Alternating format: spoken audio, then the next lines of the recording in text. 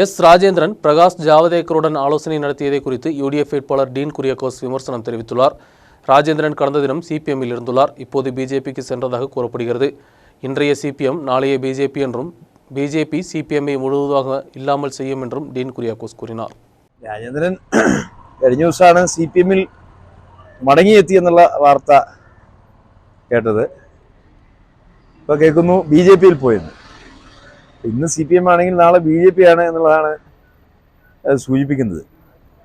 അപ്പോൾ മതേതരത്വ ജനാധിപത്യ ചേരിക്ക് നേതൃത്വം കൊടുക്കാൻ കോൺഗ്രസിനല്ലാതെ മറ്റൊരു രാഷ്ട്രീയ പ്രസ്ഥാനത്തിനും ഇന്ത്യയിൽ കഴിയില്ല എന്നുള്ളത് വസ്തുതയാണ്.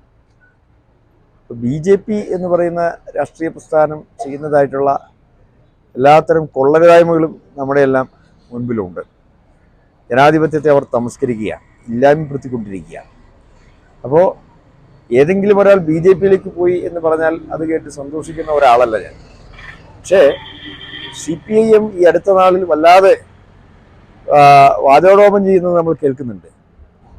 അവർക്കെല്ലാം ഭദ്രമാണ്, അവരുടെ നേതാക്കന്മാരെല്ലാവരും സുരക്ഷിതരാണ്, സിപിഎം ആയി കഴിഞ്ഞാൽ പിന്നെ ബിജെപിയിലേക്ക് ആർക്കും പോകാൻ കഴിയില്ല എന്നൊക്കെ പറഞ്ഞുകൊണ്ട്. പക്ഷേ ഈ രാജ്യത്ത് ഏറ്റവും കൂടുതൽ സമ്പൂർണ്ണമായി ബിജെപി എന്ന് പറയുന്ന ഒരു രാഷ്ട്രീയ പാർട്ടി മറ്റൊരു പ്രസ്ഥാനത്തെ വിഴുങ്ങിയിട്ടുണ്ട് എങ്കിൽ അത് സിപിഎമ്മിനെയാണ്.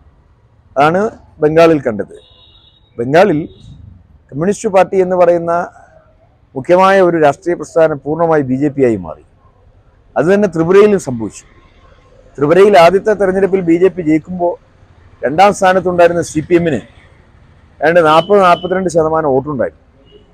അപ്പോഴാണ് ബിജെപി ജയിച്ചത്. പക്ഷേ രണ്ടാമത്തെ തെരഞ്ഞെടുപ്പിലേക്ക് വന്നപ്പോഴേക്കും സിപിഎമ്മിനുണ്ടായിരുന്ന വോട്ട് ശതമാനം പൂർണ്ണമായി ഇല്ലാതെയായിപ്പോയി എന്നുള്ളതാണ് സത്യം. അപ്പോൾ സിപിഎം പൂർണ്ണമായി ബിജെപി ആയി മാറുന്ന ഒരു സ്ഥിതിയാണ് ത്രിപുരയിലും ബംഗാളിലും നമ്മൾ കണ്ടിട്ടുള്ളതെങ്കിൽ ഇപ്പോൾ കേരളത്തിലും അത് സംഭവിച്ചുകൊണ്ടിരിക്കുന്നു എന്നുള്ളതിൻ്റെ ഒരു തെളിവായിട്ടാണ്, ഒരു ദൃഷ്ടാന്തമായിട്ടാണ് രാജേന്ദ്രൻ്റെ പോക്കിനെയൊക്കെ ഞാൻ നോക്കിക്കാണുന്നത്.